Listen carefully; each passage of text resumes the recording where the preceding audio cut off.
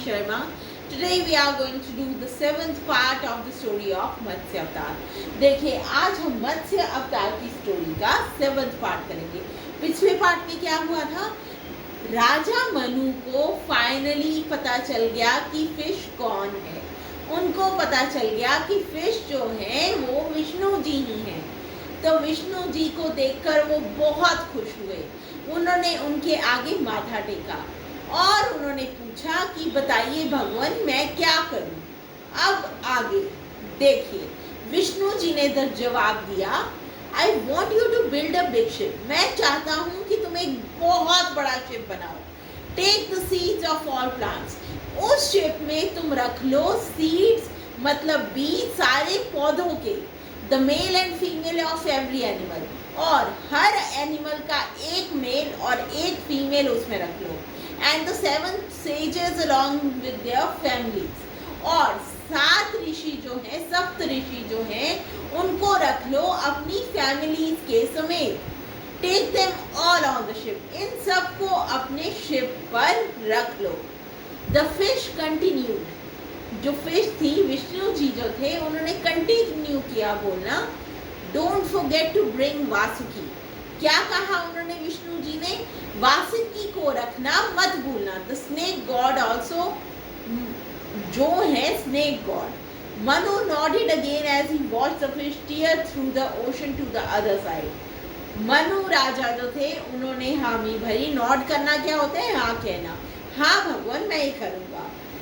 As he watched the fish tear through the ocean to the other side. वो nod करते रहे जब वो जा रहे थे Vishnu ji tearing through the ocean. Tearing through the ocean का मतलब ओशन के बीच में से निकल कर अंदर से को जा रहे थे दूसरी साइड पे.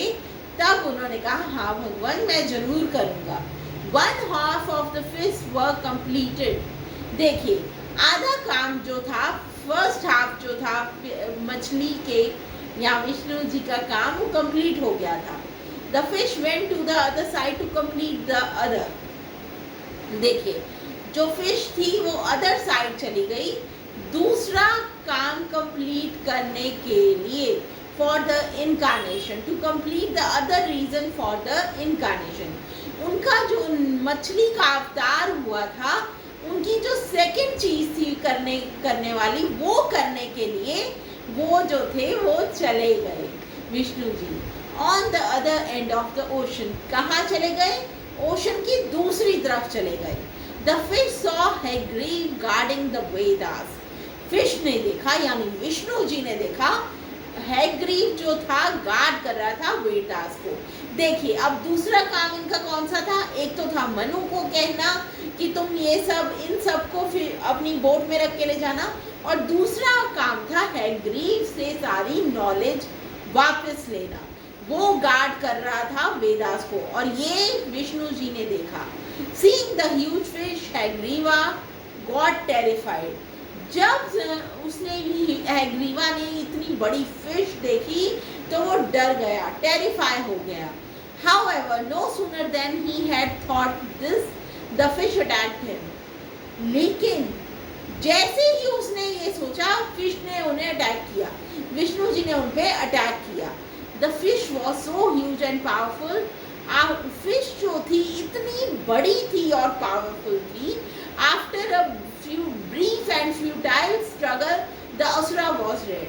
वो इतनी बड़ी फिश थी कि थोड़ी ही स्ट्रगल में उनको विष्णु जी को ज़्यादा स्ट्रगल नहीं करनी पड़े क्योंकि वो इतने बड़े थे. The asura was dead. असुर की हैग्रीव की डेथ हो गई. Once the asura was dead, the Vedas imbibed by him went back to Lord Brahma. देखिए जैसे ही असुर मरा, द वेदास इम्बाइब, जो वेदास थे उनकी जो नॉलेज थी वो वापस चली गई लॉर्ड ब्रह्मा के पास.